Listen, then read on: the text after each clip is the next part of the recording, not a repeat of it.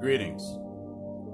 This is TK Trav, aka Travis Magus, here with LVX777. Today we're going to talk about a few things concerning psychic vampirism. So, I had a few questions today through Facebook and through Instagram concerning the fact that a certain person noticed when they walk through a crowd or when they're amongst certain people, they realize that those people are affected by the energy that they carry. How certain people begin to activate nervous or unsettled because they know and they recognize that this person deals with spiritual things that are outside of Christianity. So, within the comments and the discussion in the Magus Society, some people were saying that, the proper thing to do would be to take energy from those people. So the person privately messaged me and had a few questions about how would one go about doing that. Now, I have mentioned this in previous videos, and it's pretty much the same way that you would deal with tapping into any mass movement, mass group of people, like what I was talking about in the videos with The Little Mermaid or the videos with Area 51. You've got a collective of people who aren't very spiritually minded. They may be religious, but they're not spiritually minded. So they're letting their energy just flow out of them by the vehicle of their emotions. They're just going with the motions and giving their energy out, and it's just going into some random symbol that they have an emotional spike towards. For example, Black Lives Matter, anything concerning Donald Trump or women's rights or anything that gets people emotionally spiked up. Amazon rainforest, Popeye's chicken, Jay-Z purchasing a sports team, whatever. All these things that get people riled up are symbols, and these symbols are being emotionally charged by the people who willingly give their energy away. Okay, so this is not about morality, it's not about right and wrong. It's not about should you feel bad for tapping into this energy and drawing it out. We're getting really close to 9/11, which was a huge emotional spike in our country, and that is a symbol that is highly charged and standing where it is, and it will be for quite some time. Now, like I said, these things aren't about right versus wrong. These things are about balance. When dealing with tapping into energetic forms and energetic fields, and when it comes to vampirism, you want to make sure that there's a balance in place, okay? Because, look, we live in a parasitic world, a parasitic universe. Simply for you to eat, something has to die, right? That's being a parasite right there. To drive your vehicle, you have to consume a portion of the Earth's life force. You have to use gasoline and oil and all those type of things. Everything that we do is done with something dying in the process. You don't even have to think hard about it. Just go to the refrigerator and look at the food that's sitting in there. So that's on a bigger scale. Companies thrive off of your energy, right? Businesses thrive off the energy of their customers. Again, it's not about right versus wrong, because you wouldn't be able to enjoy awesome cold Coca-Cola if Coke wasn't there to make these things for you. Now, they do take your money and your attention, but you get to enjoy their product. This goes for any business. I'm not specializing Coke, just to put this in your head. With any musician that you listen to, right? Your favorite artist. A lot of these people go fanatically crazy over your Chris Browns or Michael Jacksons or whatever. This is furious energy being built up. Beyonce, Kanye. This furious energy being built up is directed and channeled towards this person. So really, the artist can just use a symbol like a song or their performance or their image, and they can tap into the energy that their audience puts into it and draw from it, right? But the audience gets a certain euphoria, a certain feeling, a certain happiness and joy. Their lives are enhanced by making that exchange. So it's not about good versus evil, it's about exchange. What you want to be concerned with is balance. You want to make sure that you're giving equal to what you take or giving more than what you take.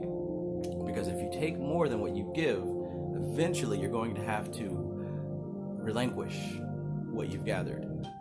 Likewise, if you give more than you take, eventually it's going to be given back to you in the extreme, right? The pendulum must swing the equal distance both ways. The law of rhythm, the principle of rhythm from the Kabbalion. But in regards to tapping into and draining energy from other people, what we talked about in our discussion in our messenger conversation, me and the other person, they were having some issues about the whole parasitic thing. It didn't vibe with them very well. And even after the conversation, they said it didn't vibe with them. And that's fine, right? Anything that I talk about is not the law, right? It's not religion. I just speak on concepts and what they mean, right? I'm a scientist. I'm a spiritual scientist. I don't call myself anything else. Travis Magus is just a name. But I experiment with things. I try them out. I practice them. I see what works. I take notes. I compare my notes to other things, and I follow the trail and see where all this is leading up to. So on my path, one of the things that I have walked into was the art of psychic vampirism. Yes, there is very much validity to it. Very much. And the more that I study, the more that I begin to break down and find that there's only a very few core concepts that everything relates to. And essentially that was my journey from the beginning. That was my journey 20 years ago, when I knew that there had to be some common theme between all these different religions. And I feel like I'm getting extremely close to what that common theme is. And of course, if you're watching my videos, I'm taking you along with me on that journey. But yeah, about the psychic vampirism. 3 books that have been very influential to me over the past 10 years or so in regards to the subject are the Vampire's Bible, which I think there's 2 versions out there. One is full of shit. The other one had some very powerful techniques. I really couldn't find that PDF after I downloaded it 10 years ago. But that's where I really started to learn about using astral thought forms and the whole concept of the astral tentacles tapping into the chakras. But aside from that book, you also want to get the Psychic Vampire Codex. That's another really good one.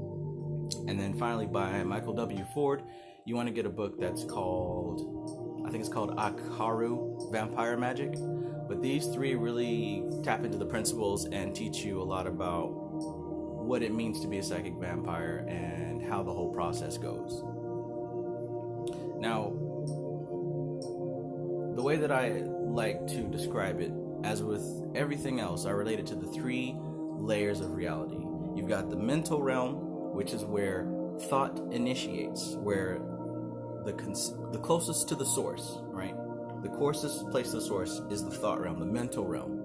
Right underneath that in the center is the astral realm, also known as the spiritual realm, the energetic realm, the emotional realm. This is where the spirit world happens, where feelings happen, where the Akashic records are, astral plane, all that stuff is in this area.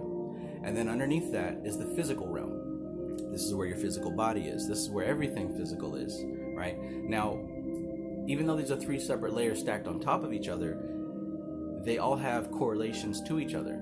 My last video I talked about the altar, right? So if physically in the physical realm you have an altar, that altar also has an astral double in the spiritual realm.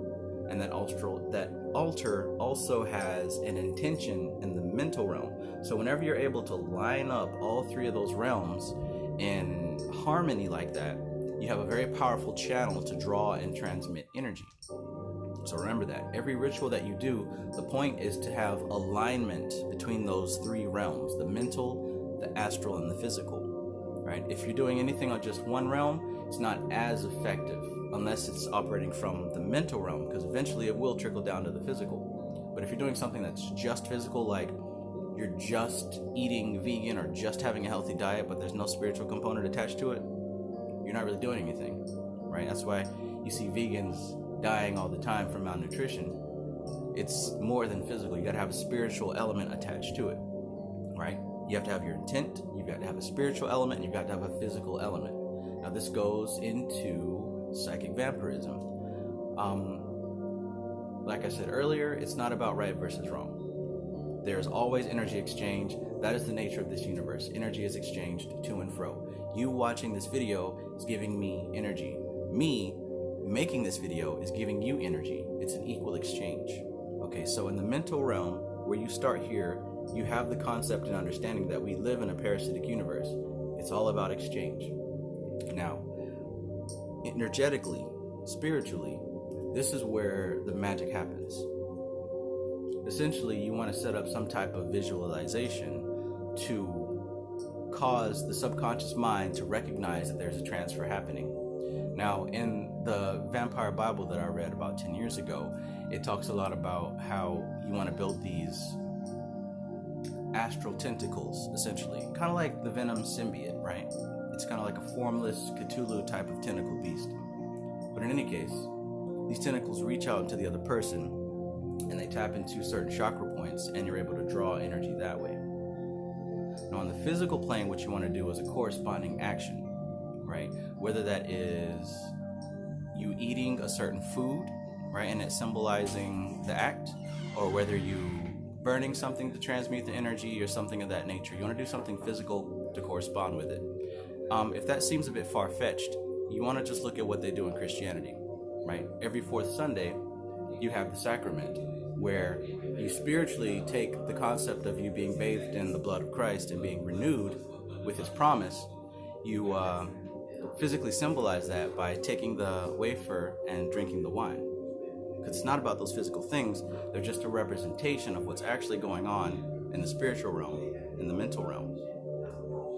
So yeah, that is a very vague description of what's going on in that scenario. I would suggest reading any one of those 3 books to get a more in-depth definition on how this process works. I'm a little bit reluctant to fully speak about how to do it on this video because it's a very powerful science, very powerful. And if you're seriously interested in it, make the effort to download one of those PDFs, or even better, purchase those books and dig through it and make your own dissertation from what comes out of those books. Now, I'd have to share, I guess, an experience from about 10 years ago when I really was starting to tap into this practice. I was going to Full Sail in Orlando to study music, and at the same time I was studying psychic vampirism. And there was this female that, showed a bit of interest in me, and I had interest in her. But I don't know, I like to practice on some people, so she happened to be the one that I was practicing on. In class, I wasn't really paying attention like I should have been. Instead, I was daydreaming. So I figured that'd be a perfect time to go into the astral realm and do my tentacle draining work. So in this lucid scenario, I found myself traveling to her astral body, and I used the psychic tentacles that they talk about in the Vampire Bible, and I tapped into her stomach chakra and began to drain energy. But in the process of doing so, she loudly and very sternly objected. I heard a solid no, right? No, don't take my energy. I don't want you to do this to me. And it kind of shocked me because I was still really practicing the stuff for the first time, and I didn't expect to actually get a response. So that type of thing really caused me to back off, to slow down, and really think about what I was doing. When you're dealing with this type of spiritual thing, you are dealing with another living being, another person. So that's why I say take into consideration the exchange. There's another person on the end of that exchange. So you never want to take more than you're willing to give. Otherwise, it will be taken from you. That's just the law of balance. Yeah. Interesting story. Never forget that moment. Because, it was a bit more intense than the way I just described it. But, yeah. Always remember there's another person on the other end of that transfer. So, some of you may not care. Some of you may care too much. Like I said, if you really want to balance that out as far as the morality goes, give as much as you take. That way there should be no problem. So yeah, we'll talk more about this a little bit later. This does also get into astral traveling, lucid dreaming, and psionics. All these things connect. But this is TK Trav, aka Travis Magus, here with LVX777. And as always, peace.